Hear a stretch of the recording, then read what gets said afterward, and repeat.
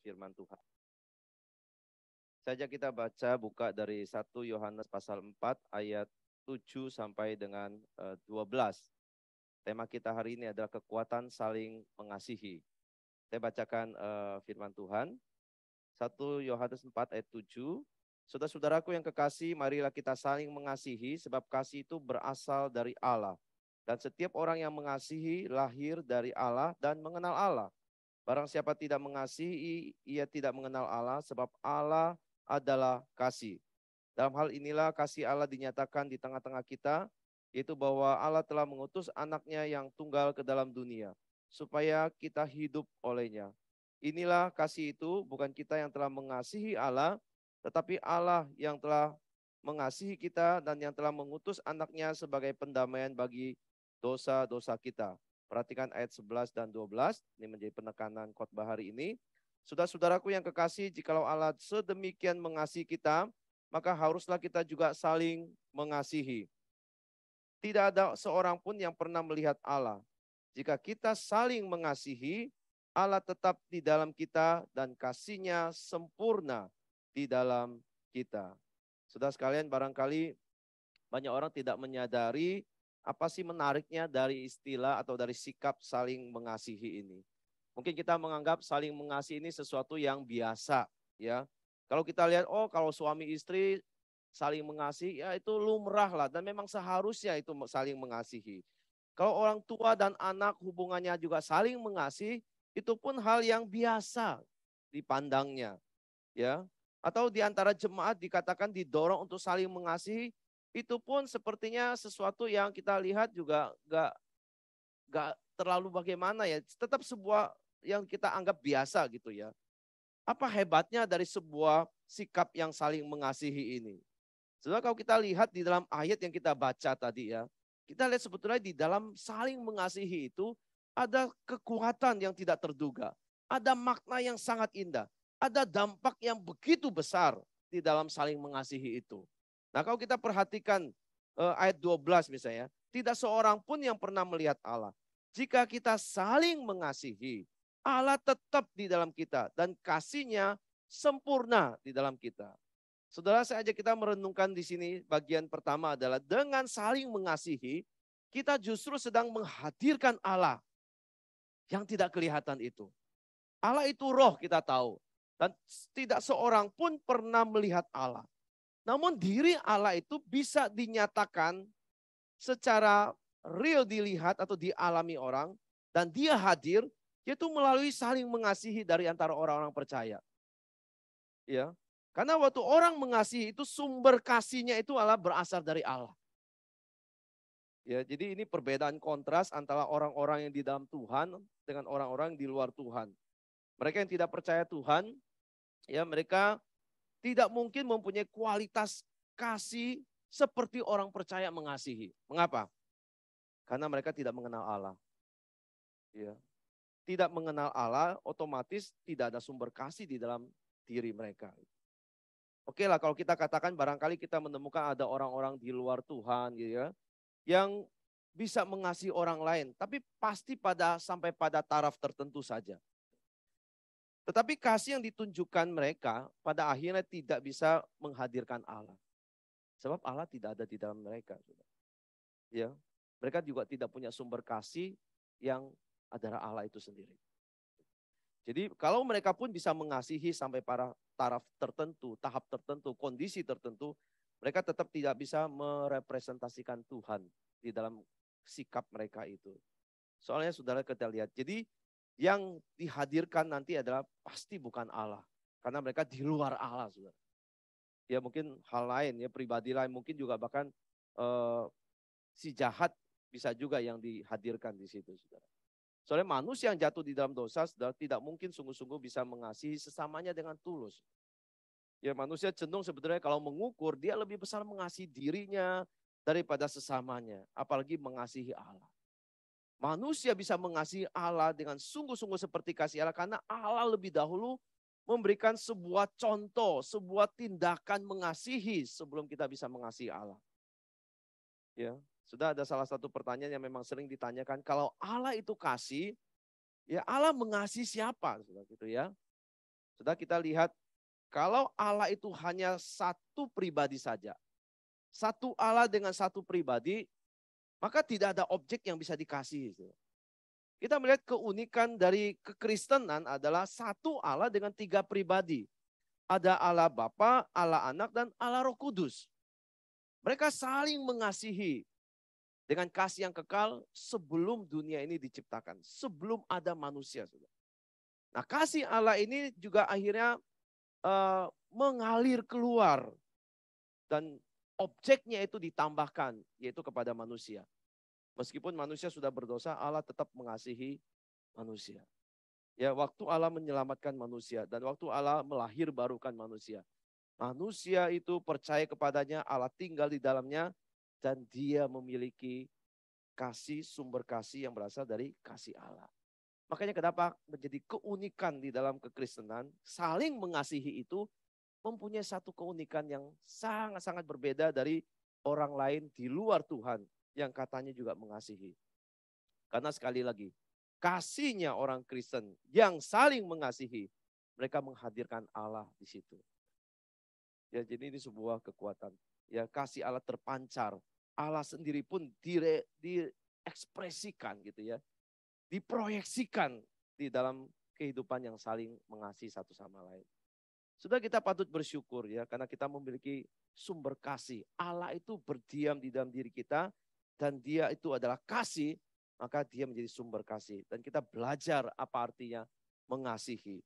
Dia pun sudah melakukan tindakan yang lebih dahulu memberi contoh mengasihi. Sehingga kita boleh belajar arti mengasihi satu sama lain. Sudah, sama seperti seorang anak kecil ya. Anak kecil dia mulai ya misalnya ya, dari kandungan ya, tidak tahu apa-apa, belum tahu apa-apa, waktu lahir juga belum bisa apa-apa. Ya, belum tahu itu apa itu kasih, bagaimana mengasihi. Dari mana anak-anak itu belajar mengasihi? Sumbernya jelas, Saudara. Orang tua adalah sumber bagi anak-anak untuk mengasihi, belajar mengasihi. Maka kalau keluarga itu, suami istri itu tidak saling mengasihi, kerjanya bertengkar, marah-marahan, sudah, anak tidak belajar mengasihi. Orang tua itu adalah sumber anak-anak untuk belajar mengasihi. Dari orang tua, suami istri yang mengasihi, anak-anak akan tumbuh menjadi pribadi yang belajar mengasihi. Belajar tentang kasih. Nah, demikian juga kita waktu kita mengenal Allah, kita punya Allah sebagai Bapa, dia menjadi sumber kasih. Kita belajar mengasihi dari dia yang mengasihi kita. Dia yang memberi contoh yang real, menyelamatkan kita, manusia berdosa. Dia tetap mengasihi kita. Dari situ kita belajar mengasihi. Dari situlah sumber kasih kita juga. Oleh sebab itu saudara, di dalam saling mengasihi itu, sekali lagi, ada sebuah kekuatan untuk mengekspresikan pribadi Allah hadir di situ. Dikatakan ayat tadi, Allah tetap di dalam kita dan kasihnya sempurna di dalam kita jika kita saling mengasihi. Sudah, ini menarik bukan? Kalau di dalam komunitas kita itu ada saling mengasihi, kita menyatakan Allah itu hadir di tengah-tengah kita. Saudara, ini kekuatan dari saling mengasihi yang memberi kesaksian bahwa Allah itu hadir di tengah-tengah komunitas kita. Allah yang kita percaya hidup dan bekerja di dalam diri orang percaya dan melalui diri orang-orang percaya ini. Sudah, ini luar biasa. Dan waktu kita saling mengasihi ini akan membawa sebuah perubahan besar. Saudara. Kalau Allah itu tinggal di dalam diri kita, kalau kita bisa saling mengasihi, menghadirkan Allah di dalam komunitas kita melalui saling mengasihi ini, maka sikap seperti ini, kebiasaan hidup saling mengasihi ini akan membawa sebuah perubahan sosial yang besar. Sudah ya, Allah itu kasih, tapi tidak berarti semua kasih berasal dari Allah. Ya, ada kasih yang orang yang sangat egois, itu bukan kasih yang berasal dari Allah. Dan tidak semua kasih bisa menghadirkan Allah. Seperti yang saya katakan, di luar kekristenan ada orang bilang, saya juga mengasihi saudara saya, begitu ya. Tetapi apakah kasih itu betul-betul ada sumbernya dari Allah dan bisa menghadirkan Allah di situ. Nah, saudara, hanya orang percaya yang punya kemungkinan untuk saling mengasihi dengan kasih Allah, dan itulah yang menjadikan sebuah fakta bahwa Allah itu ada di dalam dia. Ya, kasih yang ditunjukkan orang-orang Kristen ini adalah kasih yang memang berasal dari Allah karena konsekuensi Allah ada di dalam dirinya. Karena Allah tinggal di dalam dirinya, ya, dia dilahir barukan oleh Allah, Allah itu berdiam. Nah, itu konsekuensinya adalah dia mengasihi satu sama lain dengan kasih Allah. Ya. Jadi ini bukan produk kita sebenarnya waktu kita bisa mengasihi, tapi produk Allah yang tinggal di dalam diri kita. Dia yang mengerjakan pekerjaan itu, keinginan itu ya untuk kita saling mengasihi. Dia ya bahkan yang memberikan kita hati yang demikian untuk bisa saling mengasihi.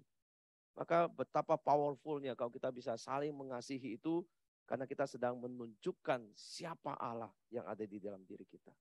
Kasih Allah sekali lagi bukan sebuah prinsip atau perasaan yang abstrak, tapi sudah diwujudkan dengan mengutus anaknya yang tunggal untuk kita semuanya.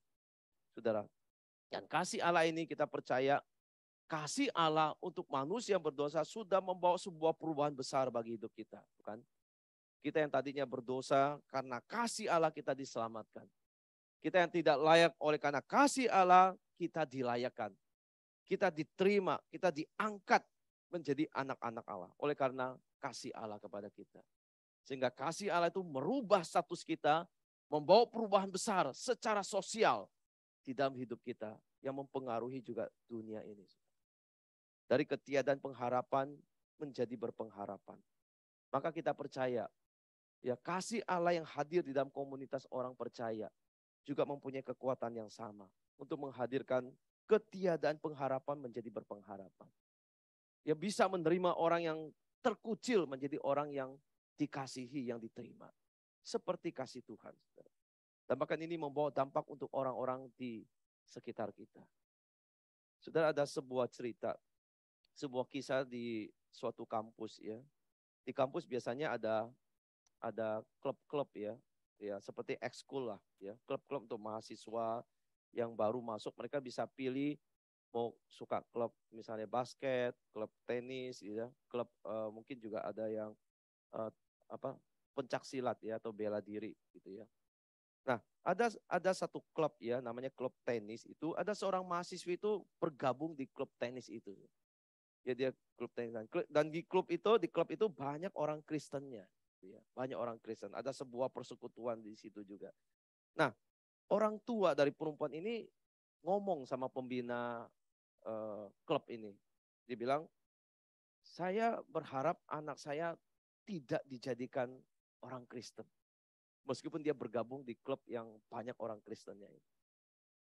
Ya, nah si pembinanya cuma ngomong gini, sebenarnya anak bapak juga perlu melihat orang Kristen seperti apa. Dan dia bebas memilih nanti dia mau jadi Kristen atau bukan, itu dia punya kebebasan. Tapi dia tidak boleh, maksudnya maksudnya tidak bergaul dengan orang Kristen. Ya, jadi dia khawatir anaknya itu akan terbawa menjadi orang Kristen, gitu ya. Nah, di dalam beberapa bulan kemudian ya, anak itu melihat di dalam klubnya itu ada sebuah kehidupan yang sangat dinamis gitu. Mereka sangat-sangat penuh kasih satu sama lain. Dan perempuan itu akhirnya datang satu kali ke persekutuan kampus itu. Tidak dipaksa gitu ya, tidak dipaksa. Bahkan pembina itu ngomong, saya tidak pernah bicara Tuhan Yesus kepada gadis ini, tidak pernah ngomong soal Alkitab juga kepada gadis ini. Jadi nggak ada pemaksaan apapun gitu ya.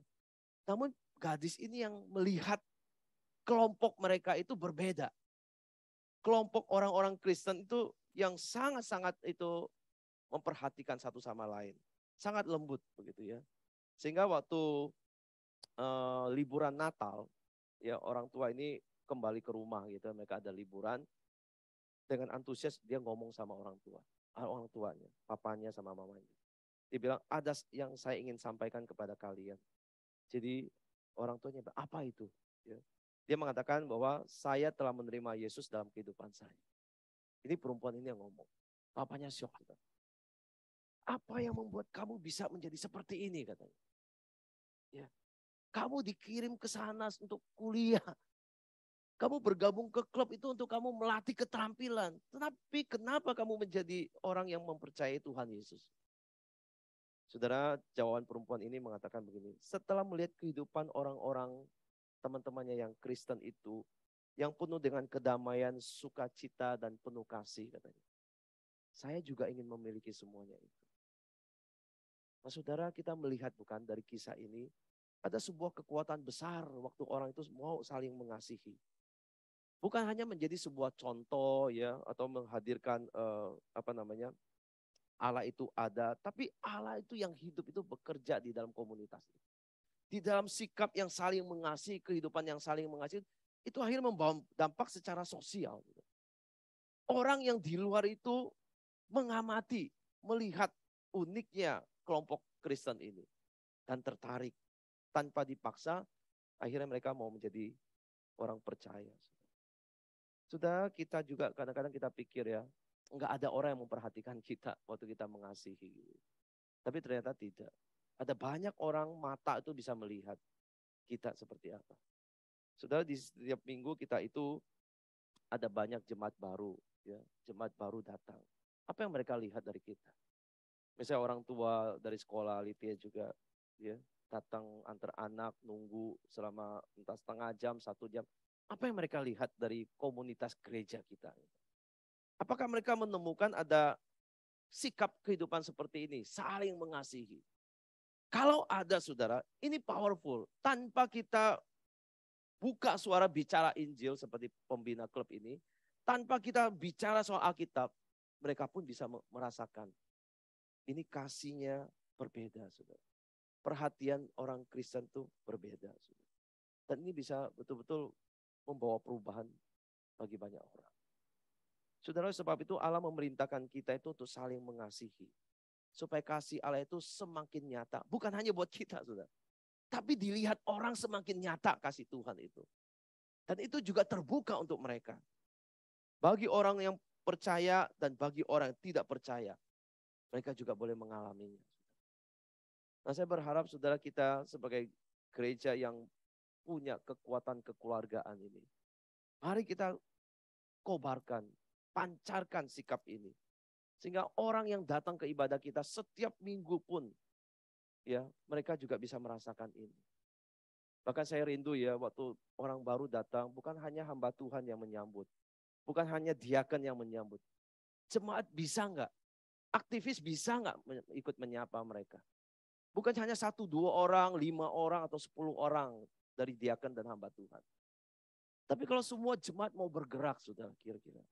Enggak cuma datang duduk dari awal sampai akhir, enggak peduli kanan kiri, depan belakang gitu ya.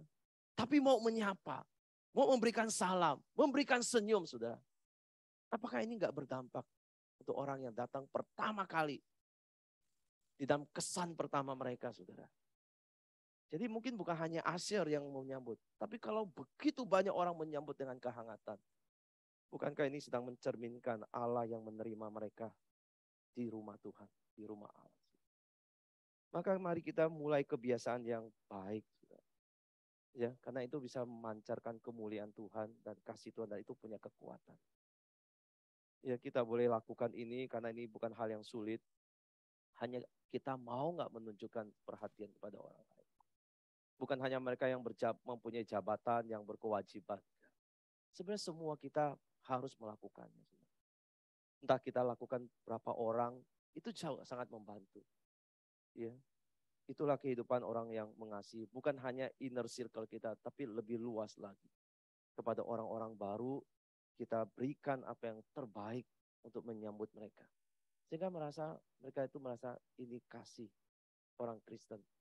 Allah yang kasih itu betul-betul real mereka rasakan. Mereka nikmati. Dan membuat mereka sungguh bersuka cita dan punya pengharapan. Sudah, biar ini boleh mendorong kita ya, di dalam minggu-minggu akan datang melakukan sesuatu untuk menyatakan Allah bagi orang lain. Mari kita berdoa.